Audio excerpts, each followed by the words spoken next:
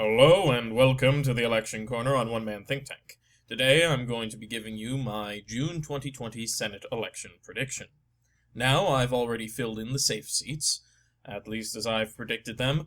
Now you might notice Colorado and Alabama are both likely, despite the fact I've said safe seats. This is because if a seat is a flip, I will never mark it as safe. Incumbency bias might be dying, but it ain't dead yet. So, let's start off with the likely seats. If you're a Democrat, you're actually in quite a good place, for you've got two. One is Arizona, a seat that, honestly, even 2 years ago, no one would have thought the Democrats could win, but now it seems almost inevitable. At this rate, I am genuinely expecting by Election Day, I will be marking Arizona as a safe seat. Same with Michigan. A seat that used to seem really competitive to the extent it got down into the leans column, now it's back up to likely and could be safe. This just shows a trend of states strengthening towards the Democratic Party, not a place you want to be in if you're Republicans hoping to hold the Senate. Now, good news, if you're a Republican, you do have some states which are likely for you. These are Iowa. Iowa, the usual business. If you've watched one of these before, sorry for having to hear the spiel again, but Iowa is a state that is getting redder. I have yet to see proper polling come out to indicate that Iowa has gotten any more elastic, even as people figure out who the Democratic nominee is. And yes, I am aware there's a poll that came out from, I think it was PPP polling, that showed the Republican incumbent, Joni Ernst, losing 5 points, so it was 43 to 42 Republican. But, to be fair, all that showed was the Republican losing support, not gaining support. This isn't the same as what happened in Arizona, where the Democrat gained support, or Montana, or Michigan, or Maine, or any of these other states we're going to go into. Iowa is one of the few states where when the Republican lost support, the Democrat has not gained support. Not to mention, this is only one poll we're going off of, in a rather fraught time. So we'll have to see. There's been no consistent polling out of Iowa, and while that's a shame, I have to go with the information I have. Republicans are also likely in Kentucky and South Carolina. These two states have the exact same logic. They should have been safe Republican, but due to the current national, I hate to use the term so loosely, but catastrophes going on, it's making people sour on the Republican Party. Out of the two of these, South Carolina is a darker shade of red, Kentucky is a lighter shade of red. Amy McGrath has shown consistently in polling she has started to cut into Mitch McConnell's lead, though she, like Iowa, is not gaining while Mitch McConnell is losing. In South Carolina, interesting polling coming out showing that the incumbent, Lindsey Graham, has dropped below the 50% margin, while his opponent has raised above the 40% margin consistently. Not enough that I'm in any way going to be yelling South Carolina's going blue, but enough I want to put the state as likely. And one last likely, and this is one of the biggest changes from the last map, is Georgia's special election, which I'm now marking as likely. So, Georgia's special election requires a little bit of an explanation on how this election will work. Since it is filling in a seat that was, I can't think of a better term than abandoned, Georgia, to replace the seat, is holding something called a jungle primary, where everyone runs, whether you're a Democrat or a Republican, you're all running together. It would be like if, for the presidential election, Donald Trump, Bill Weld had to run with all the Democrats for the nomination process. Then whoever gets the top two seats, and it's expected to be a Democrat and a Republican, will have a runoff election in, I believe, January. Now, here's where it gets interesting. The incumbent Republican, who's been polling very weakly, is not expected to make it to the top two. Kelly Loeffler, I believe is how you pronounce her name. Rather, there's a powerful Republican challenger whose name has just escaped me, who looks like he's going to take her place. Now, His opponent will be one of two Democrats. However, for right now, they're interchangeable.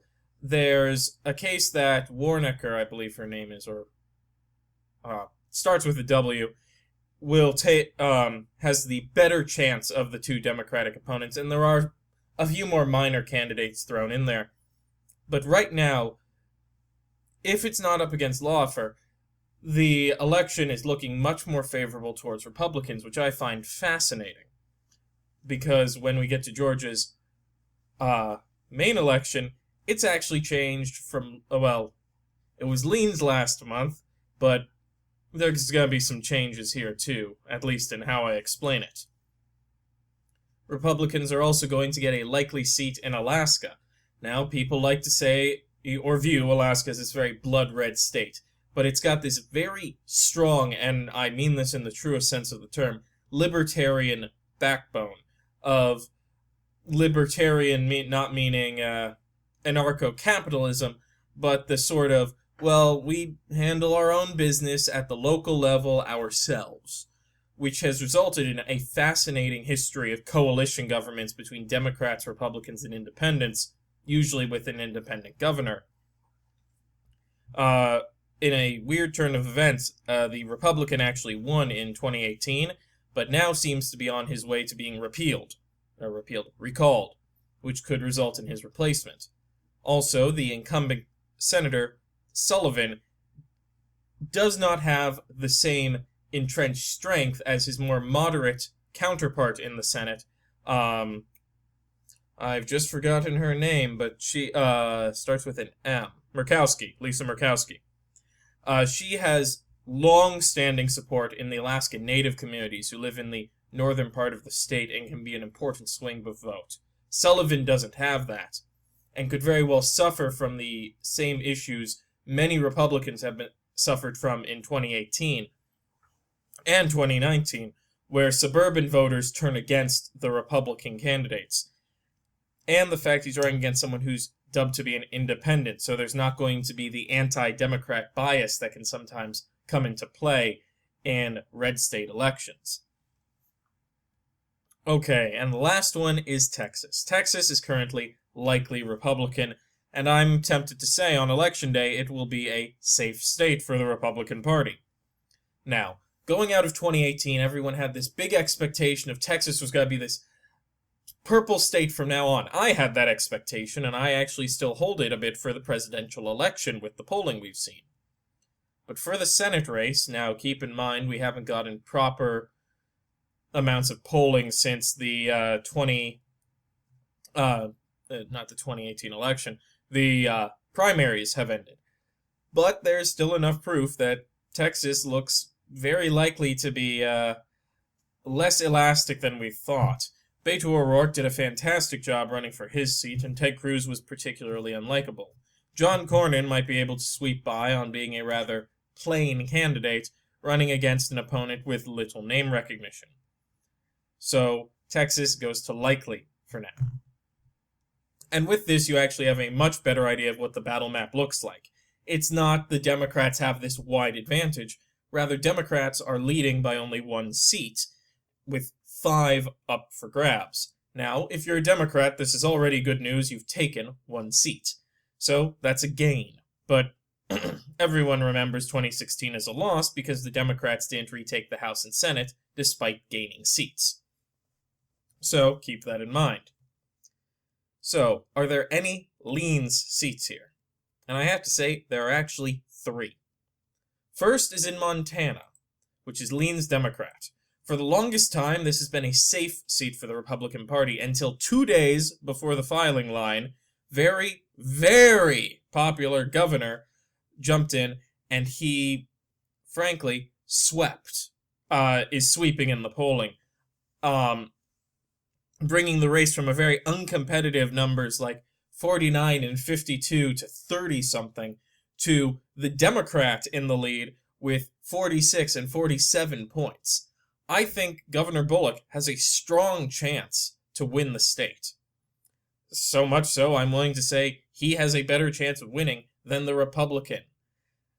And this is coming off of 2018, where it was kind of the Senator Tester managed to hang on when many other conservative Democrats, such as the ones in Indiana and Florida, did not manage to hold on to their seats. I think Bullock brings the right mix to the table to win the Senate seat, and, as you're going to see, probably the Senate for the Democrats. Over in Maine, we have another light lean seat, which is also for the Democrats. Susan Collins, once thought to be an immovable bastion of the Republican vanguard in the Northeast, seems to be on a track to lose. She has been consistently dropping in the polling to where she was once polling over 50% periodically, to now is having trouble breaking 43 points, while her opponent is gaining more and more. Now at 47 and 48 points in some of the most recent polling I've seen. This is very good for the Democrats, because Susan Collins was going to be still is, a keystone in building a Democratic Senate, and her loss, well, one, will mean the end of her career, but also is a sign of the weakening of the Republican Party, which will be very telling for other races, namely Montana and North Carolina. North Carolina is another leans seat. Now, it's been getting a tad more competitive as of late, but the Senator Tillis is polling very poorly, rarely breaking 45%, while his opponent, Collingham, I can't remember, is breaking over 48% on the regular. I've seen some polls where he breaks 50%. This is really good, and could put North Carolina on track for its Senate race to be in the likely category, for the Democrats, of course. And this is also bolstered by a very popular governor, especially after what went down during coronavirus, running for re-election as well, and polling heavily in the safe area. I'll probably throw out a governor's map at some point this week. This is fantastic if you are the Democrats. Right now, you have, by my mark, at least 55% of the time, 56, you win. You've got 3 states which are nowhere close to being toss-ups, in my opinion. Well, close to being toss-ups, but not toss-ups. As well as another strong backbone and a guarantee to gain at least 1 seat, and most likely at least 2 of these 3 seats. So, the real question is, how much do the Democrats expand their margin by? So, let's start off with Georgia, since I teased it before. Georgia's main election, its general election, was one that I felt very, very strong for the Republican for. But I'm now starting to question it. One, it looks like popular candidate from 2016/2017, Ossoff, is going to win the nomination, which means he's already bringing name recognition to this race against Perdue, who previously would have had a name recognition advantage over whoever his opponent was. Ossoff has also been polling much better, and with the coronavirus and protests, we're seeing that situation I described that wasn't happening in Iowa is now happening in Georgia. As the Republican loses support, the Democrat gains it. To the extent Ossoff recently in a poll broke ended up higher than his opponent, only 3 points away from 50%. That is amazing if you're a Democrat running in Georgia. That being said, Georgia still favored to the Republican in a leans format. But this is not a good look for you. You're seeing Georgia weakening, while the rest of the South is also requiring support from your party. Speaking of the South, I would actually like to drop a little bit more on Alabama, and then I'll go. One interesting trend in Alabama.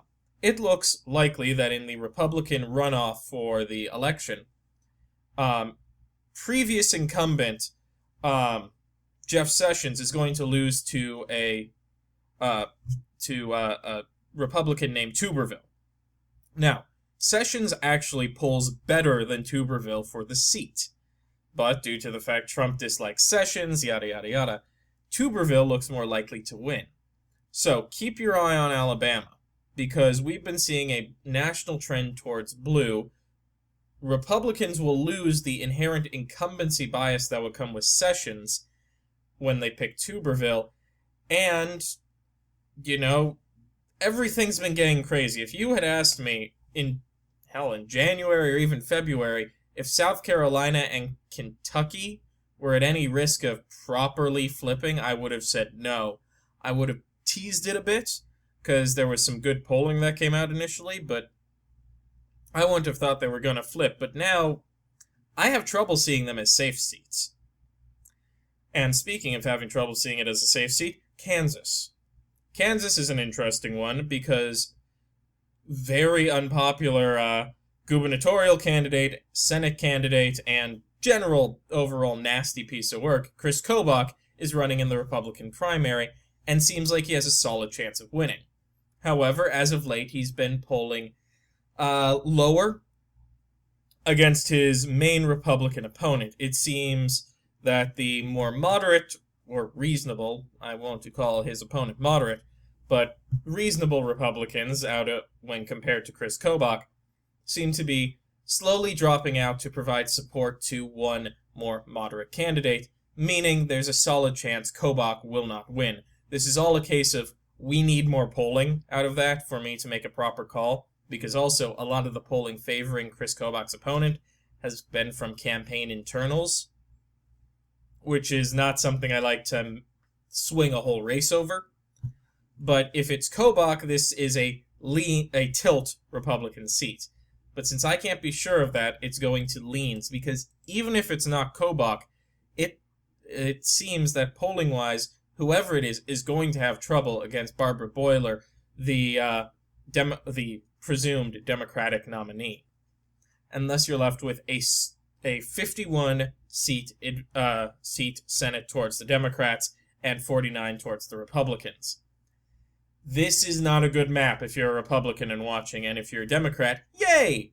Because like I said, these 3 seats, Democrats have long been looking for a pathway to taking over the Senate. And it was said back in 2018 that if Democrats lost too many seats, they would have a very uphill battle to retaking the Senate. And the loss of Indiana and Florida, when it was thought Democrats would hold on to them, people thought that would damn them, especially since it's all but guaranteed they'd lose Alabama. So they needed to gain 5 seats in order to be guaranteed the Senate. They got a reprieve with Colorado, which was essentially a 1-for-1 for Alabama. Then they're getting a bonus in Arizona, which Martha McSally is dead in the water. That is no way she can recover from this unless it was entirely based on coronavirus, was the bonus to her opponent, which I really doubt it was. Then Democrats get another bonus in a state that could be very competitive. Michigan has now gone notably more Democratic and will most likely end up safe on my next map if trends continue. Then they get Steve Bullock in Montana building up this line, North Carolina already polling well for the Democrats, and then Maine. And you need to remember, in the Senate, all you need is 51 seats, and then you have control, and you can nuke the filibuster. So 51 is key to the Democratic agenda, and it seems likely they'll get it. With that being said, if you like the video, leave a like down below, and also drop a comment. I'm always curious to hear people's opinions. If you would like to view more from this channel, click the subscribe button and the notification bell. It will alert you when new videos come out. Otherwise, as always, have a wonderful day.